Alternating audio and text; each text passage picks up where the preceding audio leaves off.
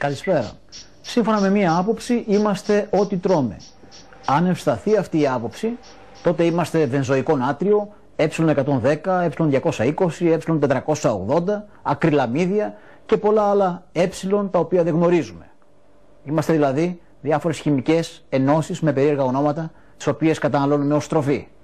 Μπορεί να ακούγεται τραγικό, αλλά περίπου τα 3/4 των Ελλήνων δεν έχουν δοκιμάσει ποτέ τη γεύση κανονικού κρέατος οικοτόπουλου.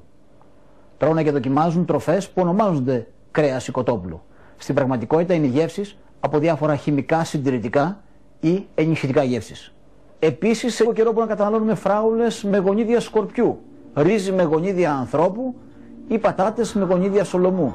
Το μεγάλο σκάνδαλο είναι η διατροφή μας. Κάποτε η σχέση του ανθρώπου με την τροφή του ήταν απλή. Επέλεγε τροφή όταν είχε ανάγκη και το έκανε στηριζόμενο στις αισθήσεις του. Τα πράγματα άλλαξαν. Ο άνθρωπος σήμερα δεν επιλέγει τροφή όταν πεινάει απαραίτητα και σίγουρα δεν το κάνει στηριζόμενος στις αισθήσεις του. Ας πάρουμε τα πράγματα από την αρχή, ή μάλλον από το σούπερ μάρκετ. Ο καταναλωτής θα αγοράσει αυτό που αναγνωρίζει και όχι αυτό που ξέρει. Αν κοιτάξει προσεκτικά την ετικέτα του προϊόντος, θα διακρίνει και μερικά άγνωστα συστατικά. Δεν είναι ούτε δημητριακά, ούτε ζάχαρη, ούτε αυγά. Είναι χημικές ενώσεις. Πηγαίνοντας προς τα φυσικά προϊόντα, ο καταναλωτής θα επιλέξει τις πιο όμορφες ντομάτες, τα πιο πράσινα μαρούλια και το πιο κόκκινο κρέας. Μπορεί να μυρίζουν ελάχιστα ως ντομάτες, μαρούλια ή κρέας, αλλά αυτό δεν έχει σημασία. Άλλωστε, ο καταναλωτής δεν είναι σίγουρο πως ξέρει πλέον τη μυρωδιά μιας ντομάτας ή ενός μαρουλιού. Μάλλον ενός εργαστηρίου. Στο εργαστήριο μπορούμε να φτιάξουμε τα πάντα. Μπορούμε να φτιάξουμε κρέας με γεύση μήλου. Μπορούμε να φτιάξουμε φρούτο με υφή κρέατος. Όλα αυτά είναι γενετικές πληροφορίες. Οι γενετικές πληροφορίες βρίσκονται στο γενετικό υλικό.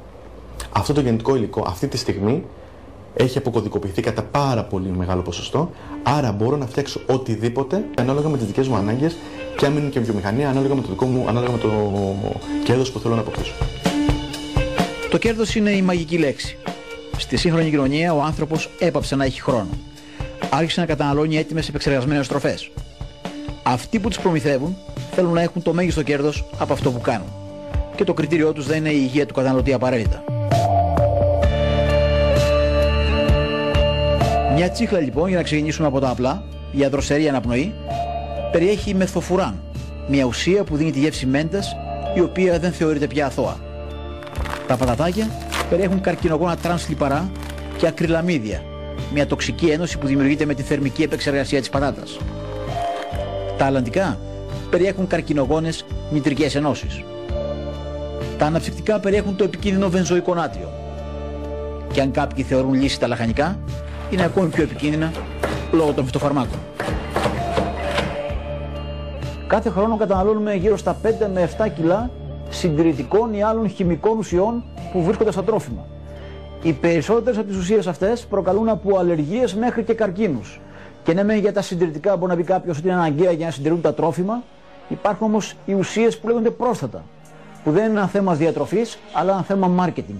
Μπαίνουν δηλαδή στις τροφές μόνο και μόνο για να τις κάνουν θελκτικές, με ωραία εμφάνιση ή με ωραία χρώμα.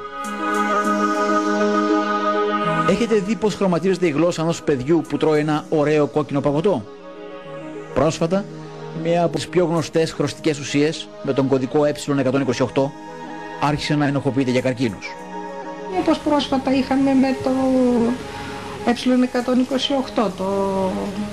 μία χρωστική κόκκινη, που βασικά η έρευνα για αυτήν και μάλιστα οι έρευνες που μιλούσαν για πιθανές βλάβες στα πειραματόζωα και σε μικροβιακά κύτταρα για μεταλλάξεις συγκεκριμένα ξεκίνησαν τη δεκαετία του 70. Και σε πειραματόζωα έχουν δείξει ότι πολλές από αυτές τις ουσίες που μπαίνουν στα τρόφιμα είτε για συντήρηση είτε για συσχετίζονται με μεταλλάξεις, με καρκινογένεση, με υποεγονιμότητα.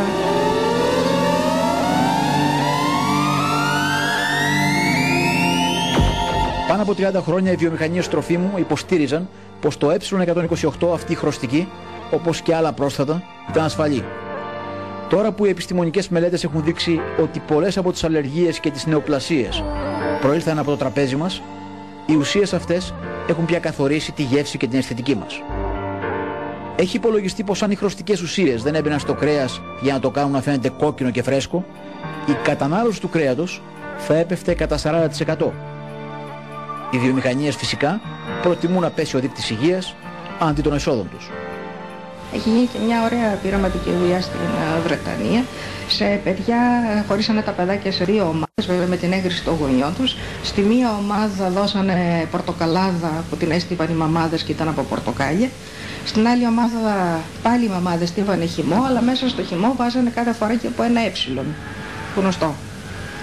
Τα παιδάκια που παίρνανε το σκέτο το χυμό πορτοκάλι ήταν μια χαρά παιδιά, χωρίς προβλήματα συμπεριφοράς, μάθησης κλπ. Τα παιδιά όμως που τους προσθέτανε στο χυμό το πορτοκάλι συγκεκριμένες ουσίες παρουσίαζαν δυσκολία μάθησης, δυσκολία συγκέντρωσης, δεν μπορούσαν να παραμείνουν ήσυχα, επιθετική συμπεριφορά. Και όταν είπανε στις μητέρες μετά να σταματήσουν και να μην βάζουν πλέον αυτά τα προσθετικά μέσα, τα παιδιά σταδιακά άρχισαν η συμπεριφορά τους να αποκαθίσταται και γίνονται φυσιολογικά παιδάκια. Δραματολογώντας, κάποιος θα μπορούσε να πει πως ο σύγχρονος άνθρωπος αποτελείται από 75% νερό και πολλά συντηρητικά και χημικά τροφίμων που τον δηλητηριάζουν. Αυτός είναι ο κατάλογος με τα γνωστά άγνωστα τις κωδικοποιημένες ονομασίες των χημικών που βρίσκονται στις τροφές μας. Από το ε100 έως το ε480. Τα περισσότερα είναι υπεύθυνα για πολλές σοβαρές ασθένειες. Ακόμα και αυτά που έχουν την ένδειξη ακίνδυνα θεωρούνται ακίνδυνα έως σήμερα, μέχρι αποδείξεις των τέτου. Προκαλούν στομαχικές διαταραχές, εκζέματα, αλλεργίες, χολυστερίνη και καρκίνους. Το συντηρητικό ε211 είναι η χημική ουσία βενζοϊκό νάτριο. Είναι το συντηρητικό όλων σχεδόν των γνωστών αναψυκτικών. Το ε211 ενοχοποιείται για καρκινογενέσεις, αλλά οι βιομηχανίες αναψυκτικών δεν διαταράσσουν την παραγωγή τους, που επιφέρει έσοδα 107 δισεκατομμύρια ευρώ το χρόνο. Το Πανεπιστήμιο του Σέφιλντ δημοσιοποίησε πρόσφατα μία έρευνα του καθηγητή Πίτερ Πάιπερ και της ομάδας του, η οποία είναι ανατριχιαστική. Σύμφωνα με την έρευνα αυτή, το βενζοϊκό νάτριο δεν ευθύνεται απλώς για εκζέματα, αλλεργίες και καρκίνους, αλλά μεταλλάσσει το ίδιο το ανθρώπινο DNA. Με λίγα λόγια, πολλές από τις σύγχρονες ασθένειες, όπως το Πάρκινσον, διάφορες νευροεκφυλιστικές ή αυτοάνωσα νοσήματα, μπορούν να οφείλονται αποκλειστικά και μόνο στην κατανάλωση αναψυκτικών με βενζοϊκό νάτριο.